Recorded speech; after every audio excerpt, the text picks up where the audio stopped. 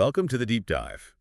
Today, we're taking a close look at some really powerful excerpts from Carlos Whittaker's book, How to Human Three Ways to Share Life. Yeah, and this isn't like a dry academic thing. It's full of really personal stories, reflections, observations about, connection, identity, division, all that stuff. Right. So our mission here is to really pull out the core insights, understand what the author means by how to human. And see how these ideas might, land for us today. Exactly. It was Yeah. about getting past the surface level, finding the stuff that resonates. Okay.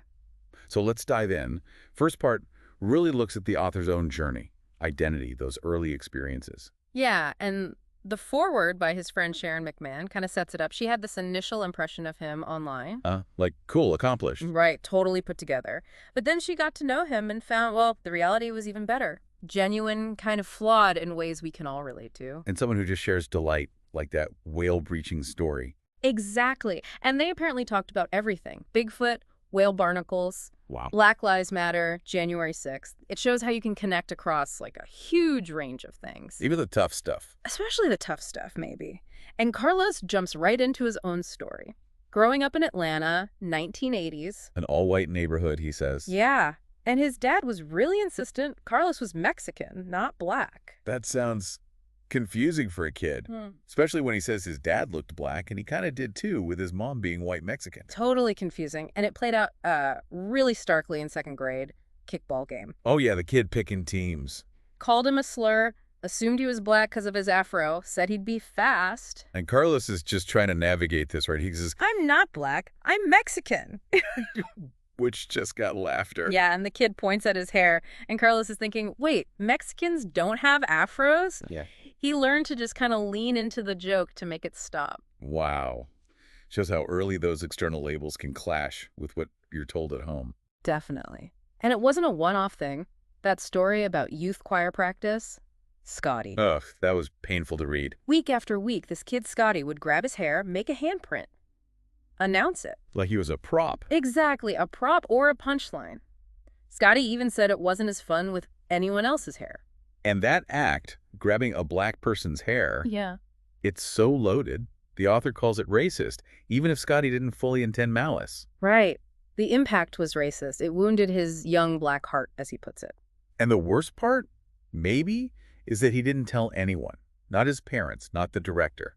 He was worried it would just make things worse, which highlights that isolating burden prejudice puts on a kid. You just carry it. So, okay, fast forward. He gets older, starts trying to piece things together himself. Asks his dad about grandparents, learns about Providencia. This Caribbean island off Colombia. Yeah, Spanish, English, Creole English spoken there. And this is pre-internet, remember? So he's actually going to the library. Pulling out encyclopedias. A physical search for roots.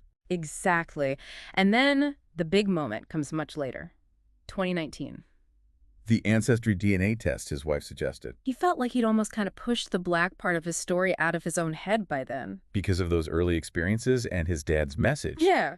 And the result. 72% Nigerian. Damn. So he calls his dad, Dad, I'm black, like Nigeria black. And asks him why. Why did you insist I wasn't? And his dad, Fairman, he apologizes. He explains that back then in 80s Atlanta, he truly thought it would be easier, safer for Carlos to be seen as Mexican rather than black. An attempt to protect him from racism. A misguided attempt, as he now realizes. He regretted it. It's this really powerful moment of, like, truth and forgiveness in their family. It really shows the complexity, doesn't it? Personal experience, family messages, society, genetics, all tangled up. Totally. So the big idea from this section seems to be about that journey. Yeah, figuring out who you are isn't always straightforward. Right. You navigate prejudice, you deal with labels, sometimes even misguided protection from people who love you. And the author's point is you need the whole picture. The whole story, yeah. The good, the bad, the beautiful, the ugly. Because embracing that full complexity. That's how you live in the healthiest, most authentic way. Denying parts just doesn't work long term. Okay, so that's the internal identity piece. Now, what about the outside world?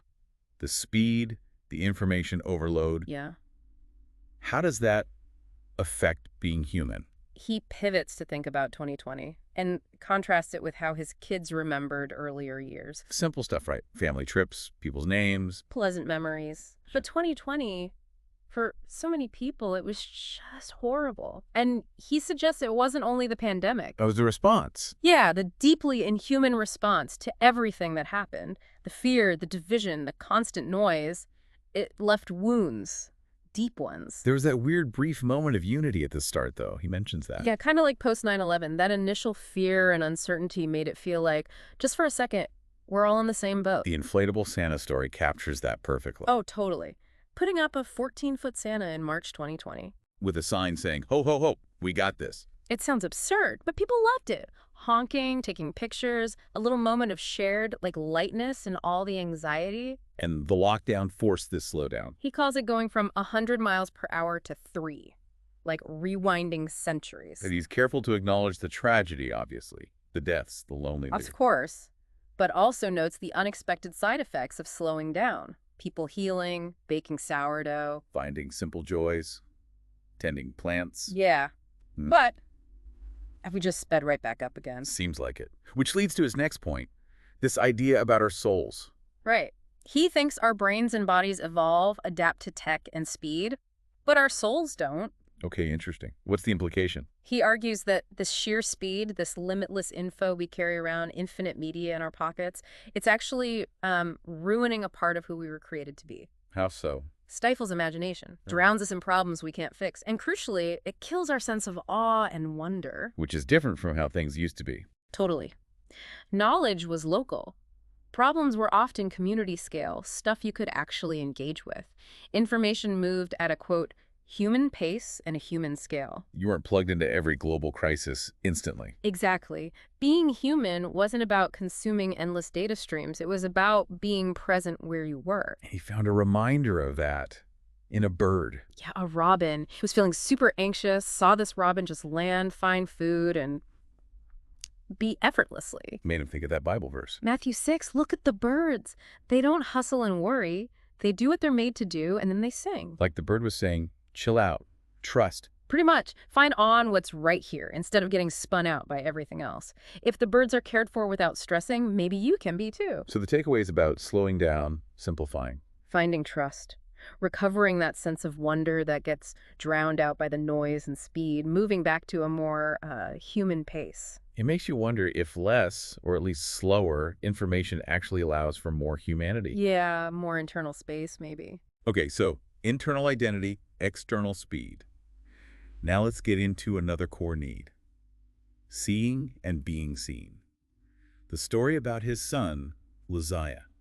Right. Lizaya, adopted from South Korea, 100% Korean. They're at the Detroit airport. Gay area fills up with mostly Asian travelers heading to Beijing. And for Lizaya, this was rare. Super rare. And Carlos sees this change come over him, this huge grin, a kind of swagger, Not arrogance, but confidence, belonging. He hadn't often felt that, being surrounded by people who looked like him. And it grew in Beijing. People spoke Mandarin to him he didn't understand, but just kept smiling, walking tall. he finally felt like he wasn't the odd one out. Exactly. It wasn't about being famous or anything, just the simple power of fitting in visually, belonging. And that contrasts so sharply with that awful incident. Yeah, the kid calling him flat-faced. Ignorant and hurtful. Carlos wanted to step in, naturally. But Lizaya's response was, wow, so mature. He told his dad, they're probably having a hard family time at home, Daddy. Seeing the other kid's potential pain behind the insult. Incredible empathy. Yeah, it really is. And it ties right back to that core need. To be seen and to belong. Yes. The book really emphasizes this. It's not always about individual recognition. Often, it's just about feeling accepted, a part of the group, not an outsider. Everyone desperately wants that. And Carlos felt the lack of it himself in Beijing later. Yeah, trying to hail a cab on there last night, felt totally invisible, ignored as the foreigner, started feeling like he didn't belong. And Lizaya saw it. Saw his dad feeling different, uncomfortable. And he reaches out, says, Dad, it's okay to feel different here. I'll hold your hand, and then everyone will know you belong. Oh, wow. Giving his dad the very thing he just found himself. Connection. Perfectly captures it. The key insight is just that profound universal need in every single person to be truly seen and to feel like they belong somewhere. It's fundamental. So if that's fundamental, how do we get better at it? How do we overcome the biases that stop us from seeing people clearly? This is where he talks about getting closer. Right. And he makes a point about bias. It's not always conscious bigotry. It can be subconscious, almost inherent. grows from experiences, trauma, or just lack of exposure, seeing only media stereotypes. Things that grow in the corners of your heart, he says. Yeah. And the story that nails this is the one about his neighbor and the yard bunny. Okay, yard bunny. Explain. He had these decorative bunnies in his yard, sees his older white neighbor painting one black. Oh, boy. And Carlos admits his immediate thought, because they didn't really know each other, was, okay, here's my racist, angry old white neighbor, making assumptions. Easy trap to fall into. Fill in the blanks. Totally. But his wife suggests maybe something else is going on. Maybe he did that to show what he believes about what's happening in the country right now. A different possibility. Yeah. Less hostile. Right. And that pushed Carlos to actually go talk to the guy, override that initial assumption. Was it taking some effort, psyching himself up? Yeah, expecting maybe a confrontation. But the neighbor, James, who'd lived there since 1964, turns around with a genuine smile. So Carlos asks him, why'd you paint the bunny black? And the answer. Completely unexpected. James kind of chuckles, references Carlos's Santa inflatable, showing he was paying attention, maybe even liked Carlos's weirdness, and then says he painted the bigger bunny black because George Floyd was 6'4". Whoa! That was his way of acknowledging. Yeah, his way. And it just floored Carlos. He realized he hadn't been seeing James at all. He'd seen a figment of my imagination that I needed him to be, maybe needed a villain. Getting close completely changed his view. Flipped it entirely. This wasn't some enemy, just a complex person trying to express something, in his own somewhat unique way. And he links this to that Bible story, Philip and the Ethiopian eunuch. Yeah, usually it's about evangelism, but Carlos zooms in on the interaction. Philip is told to go up to the chariot of this outsider figure, but the key part, the eunuch invites Philip in. Get in the chariot. What does that mean practically? It means more than just approaching someone. It's putting down your own stuff, your opinions, ego, assumptions, and entering their space, their perspective, humbly, to actually understand. Close, not just proximity. Exactly, which leads straight to his personal motto. I don't stand on issues. I walk with people. Yeah. He explains that if you just stand on an issue, you define yourself by that position. Makes it easy for others to just dismiss you and your position entirely, builds walls, creates bubbles. But walking with people, that's different. It prioritizes the relationship. It means engaging with the actual human beings affected by the issues, the real, live, flesh and blood people. It's slower, definitely harder, but it's how you bridge divides. He uses the example of no-knock warrants, too, a really charged issue. Right. He had strong negative feelings about them, but realized he was just standing on the issue. He wasn't walking with anyone on the other side, so he reached out to his friend Eric, a cop who serves those warrants. What happened when he heard Eric's perspective? He asked him about it. Use that Marco Polo app. Remember those? Huh. Yeah. Dated reference now. Totally. But Eric explained the rationale used for dangerous suspects, likely to ambush police, especially at night. Described the personal risk, kissing his family goodbye. Humanized it from a viewpoint Carlos hadn't fully considered. Right. Carlos says it changed his mind a little. He still thinks the system needs major renovation, but he got a more nuanced view. Maybe it's not black and white. Maybe it's about how and when they're used. So the main point here is getting close is essential. Essential for overcoming bias, bridging divides. It means putting relationship first, trying to understand different views, and seeing people as more than just the label or assumption you might have first had. And that act of getting close, of really seeing people, it unlocks something, Yeah. freedom. Yes, exactly. It connects to finding and extending freedom, mostly through empathy and generosity. He shares that incredibly rough week his family had in 2020. Right, just one thing after another. Fires threatening family in California, losing their dog Pope, basement floods, and his wife breaks her wrist at the airport all at once. Anyone would feel cursed. And he did. That was his gut reaction. But then a friend, Alex, gave him this simple reframe. What did she say? You aren't cursed, love. You are just having a really crappy week. And Carlos says that just broke the dam. Gave him permission to feel it, to cry, process the trauma. Sometimes just naming it simply is powerful. Yeah. Validation. Totally. And then when he shared what was happening with his online community, his Insta Familia, Generosity flowed. big time. People covered vet bills, paid for flood repairs, strangers. And the thing that hit him was nobody asked about his politics first. Didn't ask who he voted for or his thoughts on masks. Nope. They just saw a human in need and helped. And receiving that, he says, was freeing. He had to swallow his pride, just receive. And in receiving, he found freedom. And he argues giving frees the giver, too. Yeah, which ties straight into empathy. Feeling with someone, not just for them. Right, and he admits feeling with someone is way harder. It means entering their pain, which is uncomfortable. We tend to want to dodge that. The dodger behavior. Change the subject, avoid the pain. Exactly. But empathy, even though it's tough, is so core to being human. It's a pathway to freedom.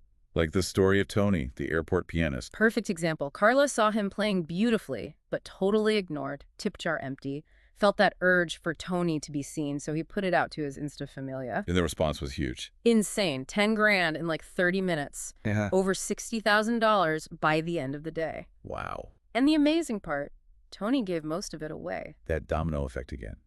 Being seen and help freed him to free others. Carlos calls empathy addictive in a good way. It sparks this chain reaction. He even uses Jesus weeping at Lazarus' tomb. As pure empathy. Jesus knew he was about to raise Lazarus. He wasn't weeping for the death itself, but because he felt with Mary and Martha in their grief, he entered their sadness. And this all circles back to needing actual connection. Yeah. Physical closeness, community. Yeah. Beyond just seeing someone online, real freedom, healing freedom, often needs proximity. Getting close enough to touch, metaphorically or literally.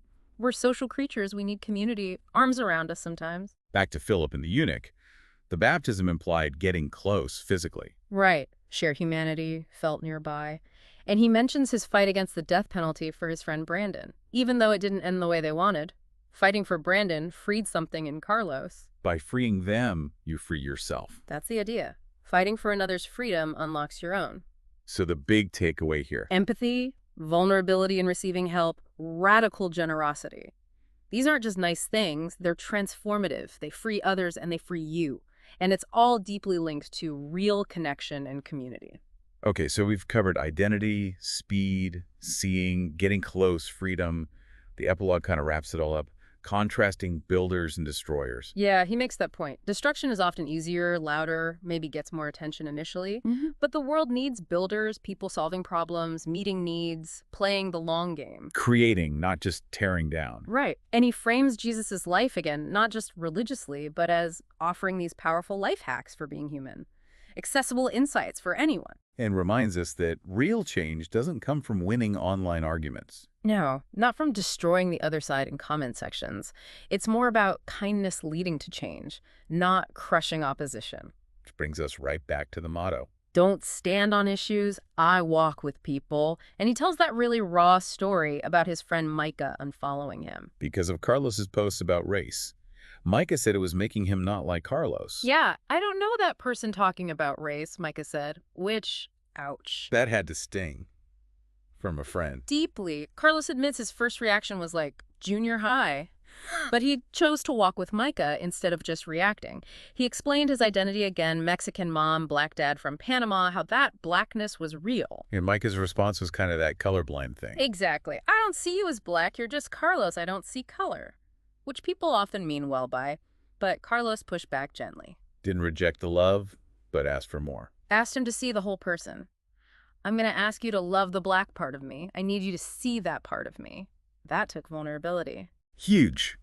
And then the story about his friend Rob, the conservative Trump voter after January 6th. Rob just texts him, I see now. Simple words. Carlos clarifies, it didn't mean Rob changed all his views. But it meant he was seeing Carlos, acknowledging his perspectives. Yes. Facing him, seeing the impact, the pain, and that simple act of being seen by someone different, it brought freedom, relief. It showed that seeing people, not just issues, is key. So that motto really is the core of it all. It feels like it. Choose building connections over demolition. Prioritize the human relationship. Commit to seeing people fully, complexities and all. And get close. You have to get close to walk with someone. And the amazing thing is, it's mutual. You help free them, and you find freedom yourself. That seems to be the promise. Wow. Okay, so that was definitely a deep dive. If we boil it down, how to human is about what? Embracing your full self, maybe. Yeah, and being wary of how speed and info overload can diminish wonder. Recognizing that deep need in everyone to be seen and belong. Actively working to get closer to people, pushing past bias. And finding and giving freedom through empathy, generosity, connection. And it all hangs on that anchor. Don't stand on issues. I walk with people. Getting close is step one. So maybe here's the thought to leave you with this week. We live in a world that often rewards the fast, the loud, the divisive. Yeah, destruction often gets more clicks than building. So what might it look like for you to consciously choose the harder, maybe slower path this week? The path of building connection, of seeing with real empathy. Where is there someone maybe close by, maybe someone you only see from afar, online perhaps, that you could try to get just a little bit closer to? What would that first step look like?